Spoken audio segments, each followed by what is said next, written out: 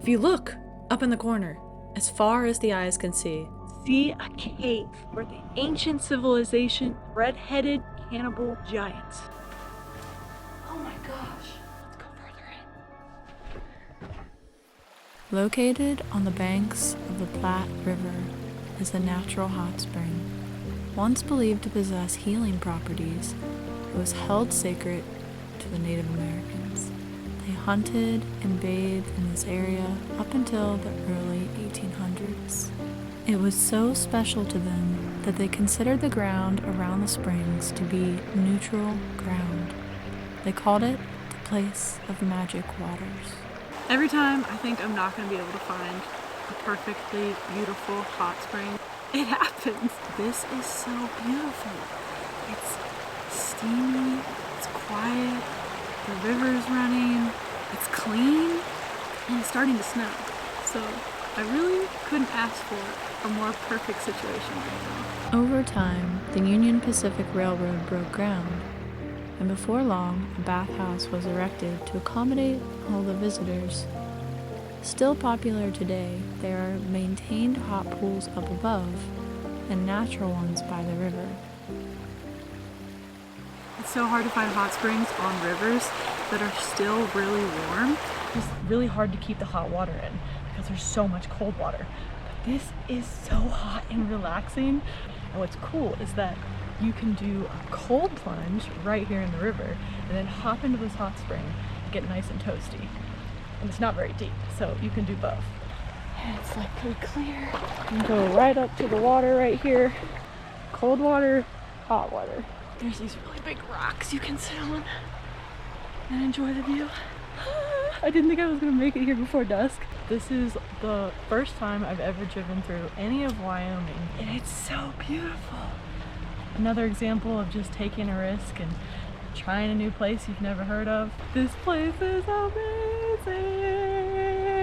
Look at that. And there's also one right over there that's boiling, but I'm not going to traipse across the river to get a boiling spring. This one's the perfect temperature. It's amazing to experience hot springs that have been part of our history for so long, and important we continue to maintain and cherish them today. Wish I had a cup of coffee right now. Another really cool thing about this hot spring is that it is free to enter. It's open 24/7, but it's still maintained, so it's cleaned. And I'm thinking it's probably more of a community thing because this is a really small community. There is a donation box by the entrance. I'm going to be sure not to skimp on that because it's what helps keep these places open. This is truly magical.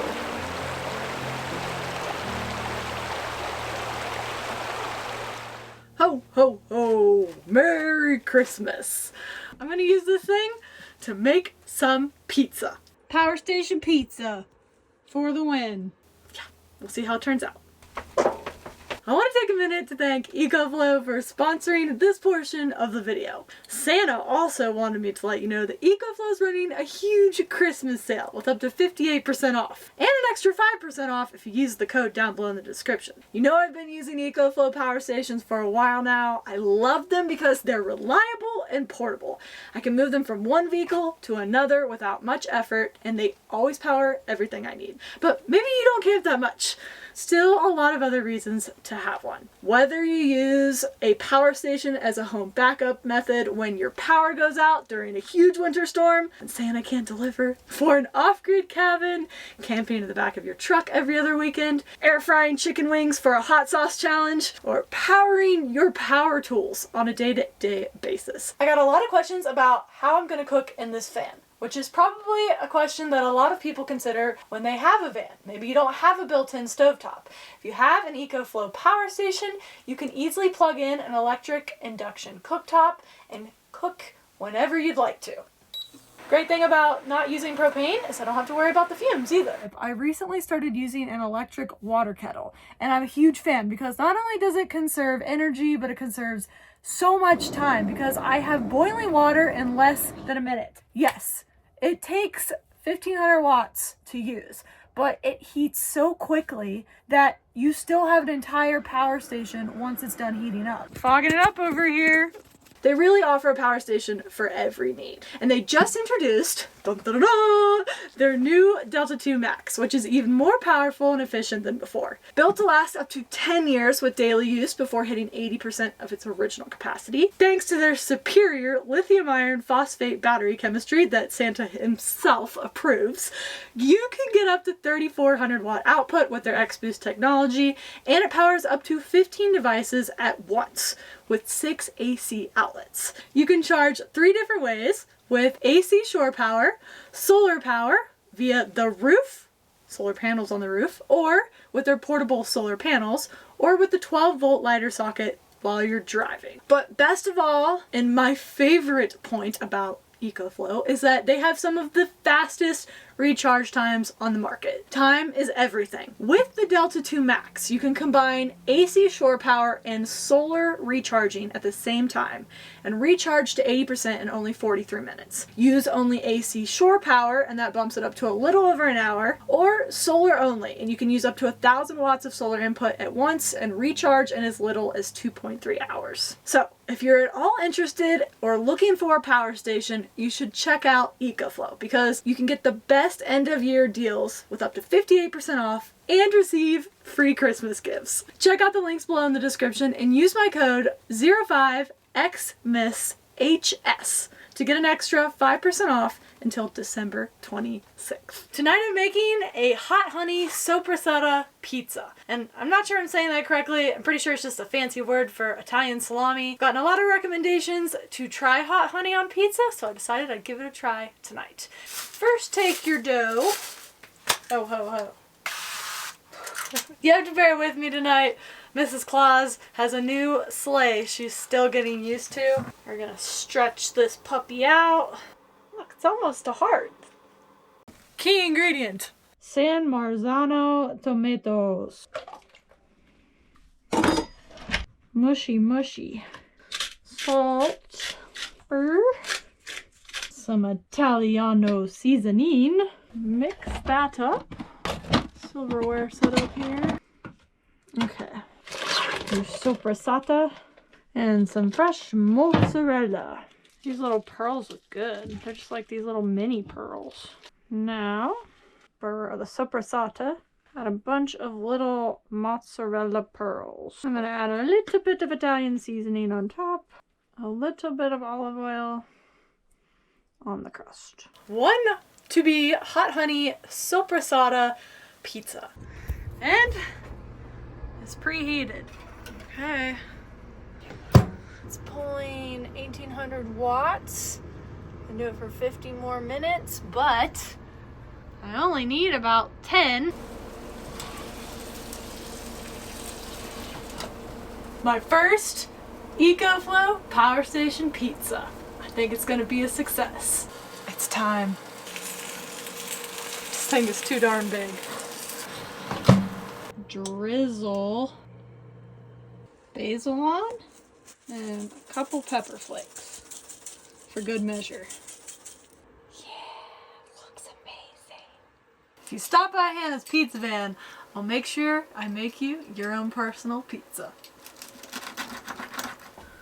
Nice brown crust. I don't think it's going to be as crunchy as my pizza oven pizza, but the toppings look like it's going to be just as delicious. Let's give it a try.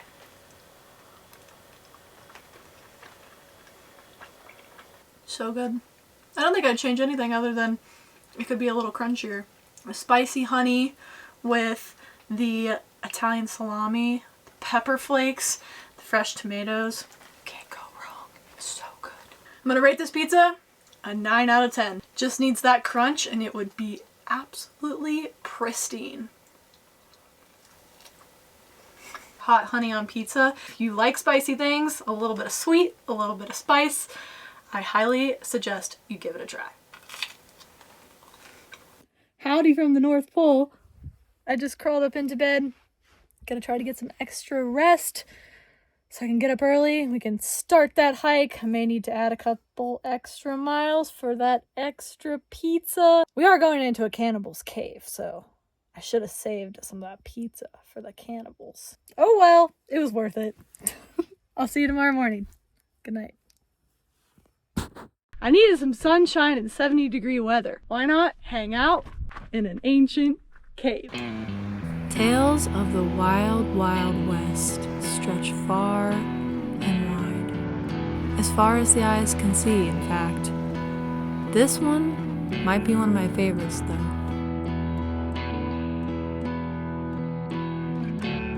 Heading up the road up to the cave, and I can already see it. She's there, in the distance. Let's go check it out. Let's go. Can't wait. Okay, I just arrived, and I'm taking this steep cliff up the side of the mountain. It goes straight up to this cave up here. Hopefully I don't come face to face with any adversaries, specifically cannibalistic adversaries. Oh look!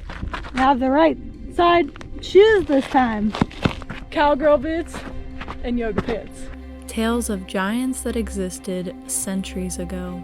Stories written by Paiute Indian chiefs, describing them as people eaters that were fierce and violent and ate their captives. It looks out over this basin. So thousands of years ago, this was a huge lake, and they would fish and hunt and live off the land.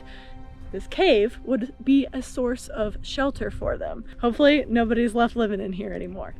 The cave was formed by wave action along the shores of the lake, and its inhabitants goes back about 4,000 years ago. I made it to the top. Let's go inside. What are we gonna find? Let's go further in.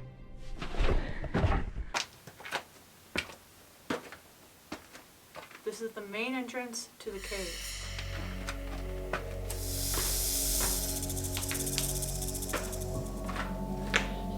Thousands of years ago, these red-headed, cannibalistic giants lived in these caves. The remains here were first discovered in the early 1900s when miners were in here collecting bat guano, and they came across the remains of these giants, huge skulls and mummies that were ranging from around 9 feet to 12 feet tall. Tales read that these barbarians would constantly attack and eat the Paiute people. One day, they filled the entrance to the cave with firewood and brush and set fire to the cave, trapping the giants inside. The giants tried to escape out of this alternate entrance, and instead, the Paiutes fought back, shot arrows, and clubbed them in the head, so they got trapped down below. This is a little bit steeper, but it leads down into the other side of the cave. Oh yeah. Looking pretty creepy. Not only did they use this cave for shelter, but they also used it for a lot of storage of their supplies and food. Let's head down. These remains were left of old shoes, duck decoys, mouse skin blankets. The shoes that they found were huge, 12 to 16 inches long, indicating these giants were in fact that large. I can't tell if these are burn marks or if bat guano is also dark. There's also these weird striations on the rock. Let's head back out. Some of these are really small entrances. These giants crawled around in here. They probably hit their head off everything. Really makes me wonder if there are more caves in this area, in the rock formations, but this is not the only one. I know this is one of the only prehistoric ones that were discovered, and the first one in this state to be explored by professional archaeologists. So it's a pretty special place. Isn't that so beautiful on the horizon? And so the story continues. The cannibalistic giants of the West. Though dry as a bone now, thousands of years ago this was a plethora of valuable resources to live off of. You may only see dirt, but behind me is a prehistoric shopping mall. Including fish, rabbit, seeds, grains, and grasses for basketry. They harvested from the land and traded amongst themselves to thrive and survive. Perfect time to get out of here because there's a big storm rolling in, so it's a great time to get out of the desert and into the mountains. Starting snowboard season. Let's go.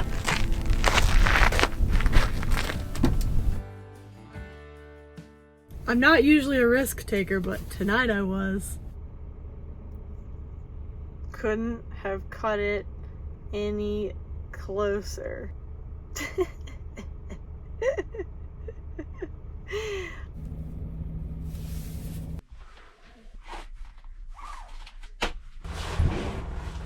Just pulled up, put my boots on, about to jump on the mountain. Let's go.